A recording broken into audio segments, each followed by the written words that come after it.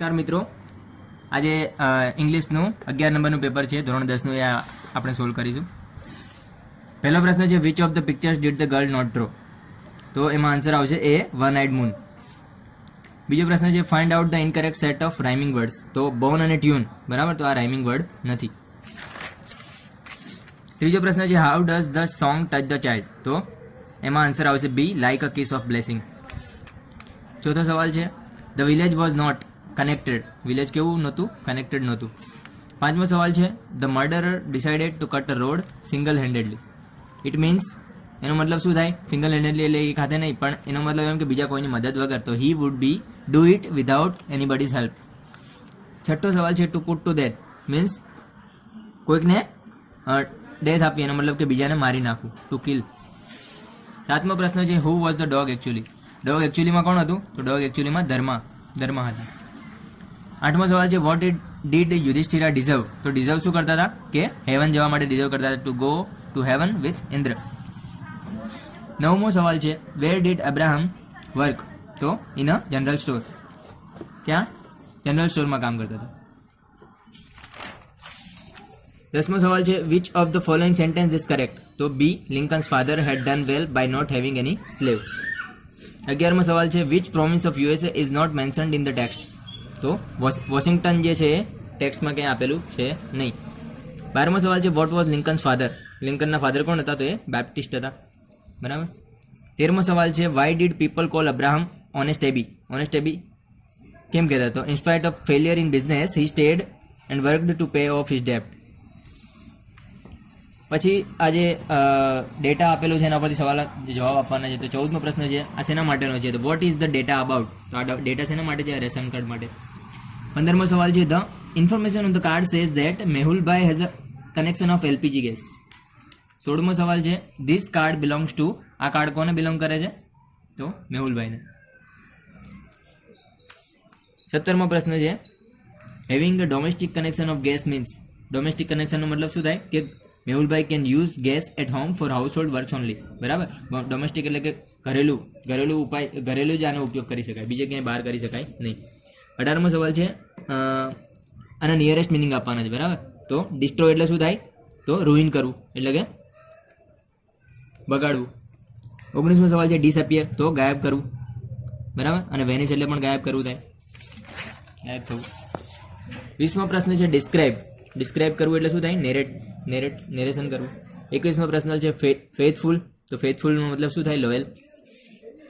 Select the most appropriate option to fill in the blanks.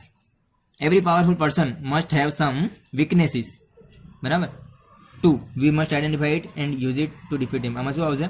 Every powerful person has weaknesses, option C. 23મો પ્રશ્ન છે મિથ does not watch Hollywood movies, he has ખાલી જગ્યા dash for him. તો શું છે? એને સ્ટ્રોંગ ડિસલાઇક છે એટલે જોતો નથી. 24મો પ્રશ્ન છે our PM has announced the new housing scheme for city area, it is cold?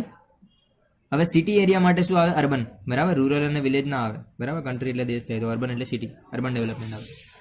25મો પ્રશ્ન છે Dashrath Manjhi made a road across the hill and linked his ખાલી dash village to big cities. તો એનું વિલેજ કેવું હતું? આઇસોલેટ થયેલું હતું, એટલે કે દૂર હતું બધાથી, તો એને કનેક્ટ કરવાનું હતું. 26મો પ્રશ્ન છે the game Jallikattu was dangerous so the government banned it, બરાબર. તો આ શું છે? પહેલા તો રીઝન બતાવે છે અને પછી એનું રિઝલ્ટ છે. 27મો પ્રશ્ન છે take a Chandan stick, rub it on a stone with paper, apply this mixture on pimples. તો આ શું બતાવે છે? પ્રોસેસ બતાવે છે, તો ડિસ્ક્રાઇબિંગ પ્રોસેસ આવશે. 28મો પ્રશ્ન છે please land me your bike.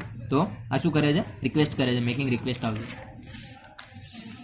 Select proper word or words to complete the passage મિનિંગફુલી, બરાબર. હી રિફ્યુઝડ આઈ હેવ, તો 29માં શું આવશે? Almost completed the work. I have put the best. હવે બેસ્ટ શું છે? સુપરલેટિવ ડિગ્રી હોય તો એની આગળ હંમેશા ધ જ લાગે. Into this model now this mother will help herself, બરાબર. તો આમાં શું આવશે? 31માં herself. When she is 6 she would be able to feed a family of 6 members only dash on half. તો અહીંયા શું આવશે? On half a kilo of cabbage. અડધા કિલો કેબેજ ઉપર આખા ફેમિલીને ખવડાવી શકે, બરાબર. ઉપર તો ઓન આવશે. And she would manage a child's bath, play, study, food and sleep without getting irritated, બરાબર. ઇરિટેટ થયા વગર, તો ગેટિંગ આવશે 33માં. પછી જે find out the correct questions to get the underlined word as answer, બરાબર. તો આઈ વિઝિટેડ ધ લાઇબ્રેરી, શેના માટે વિઝિટેડ કરી લાઇબ્રેરી? તો why did you visit the library, બરાબર. તો આનો આન્સર છે. 35મો સવાલ છે Smith makes rangoli of flowers on Onam. તો ઓનમને સવાલ બનાવવો હોય તો તમારે શું કરવું પડે? ક્યારે? ઓનમ એક તહેવાર છે, તો when does Smith make rangoli of flowers? I spend 500 rupees in shopping yesterday. 500 રૂપિયા મેં વાપર્યા. તો એનો સવાલ બનાવવો હોય તો કેટલા રૂપિયા વાપર્યા? તો હવે હાઉ મેની અને હાઉ મચ બંને આવે, પણ જ્યારે પૂછતા હોઈએ આપણે અને આપણને ખબર ના હોય તો હાઉ મચ લાગશે, તો હાઉ મચ રૂપીઝ. 37મો પ્રશ્ન છે અને આમાં જમ્બલ્ડ છે, તો આપણે આને કરેક્ટ ઓર્ડરમાં ગોઠવવાના છે, બરાબર. તો સો ઇન્ટરેસ્ટિંગ, આ 1 નંબર છે, 2 નંબર 3 4. તો ઓરિજિનલ આન્સર શું છે આનો? 4 2 3 1, બરાબર. 4 2 3 1. 38મો પ્રશ્ન છે, એનો સવાલ શું છે? 2 4 3 1, બરાબર. અને 39મો પ્રશ્ન છે, એનો સવાલ શું છે? જવાબ શું છે? 2 1 4 3, બરાબર. 40મો પ્રશ્ન છે select the most appropriate answer. તો હુ વોઝ હોલિસ મેઇનેલ? હોલિસ મેઇનેલ રિયલમાં કોણ હતું? એક યંગ ગર્લ હતી.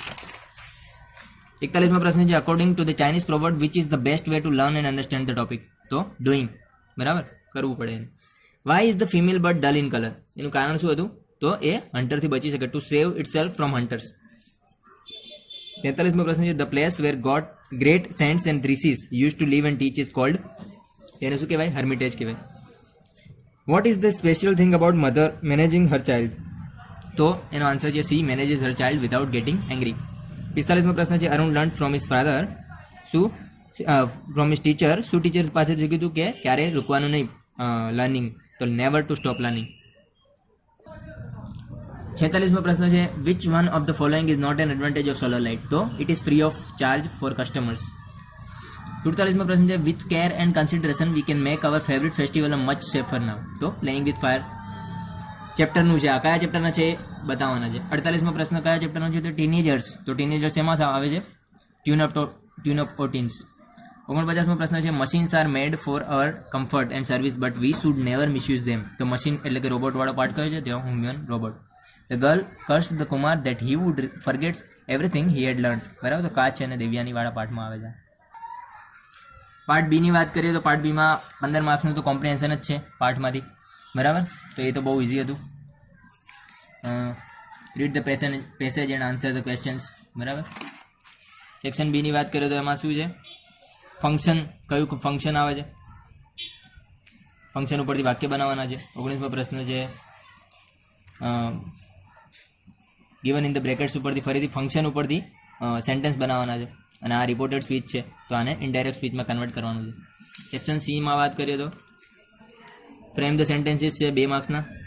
અને વી યુઝ ઇલેક્ટ્રિસિટી બિલ, તો electricity is used by us, તો આ એક્ટિવ વોઇસ છે એનું પેસિવ વોઇસમાં કન્વર્ટ કરવાનું છે, બરાબર.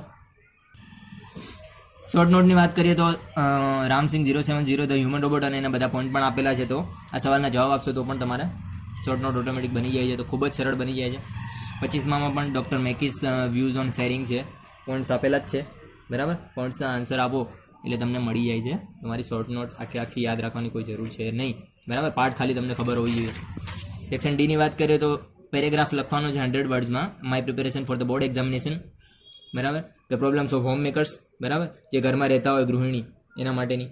અને a visit to a bird century, બરાબર. 3માંથી. પછી છે ઈમેલ રાઇટિંગ, તો ઇઝી જ છે, બરાબર. શેના માટે લખવાનું છે? તો ડિસ્ટ્રિક્ટ લેવલ ડાન્સ કોમ્પિટિશન. અને describe the picture in about 50 words, બરાબર. એ પણ ખૂબ ઇઝી રહ્યું. અમારી ચેનલનું નામ છે તક્ષશિલા એકેડેમી, બરાબર. આ ચેનલ તમે યુટ્યુબ પર સર્ચ કરી શકો છો, અથવા તો રાહુલ મુછડિયા લખશો તો પણ તમને ચેનલનું નામ મળી જશે, બરાબર. આ વિડીયોને લાઇક કરજો, કમેન્ટ કરજો.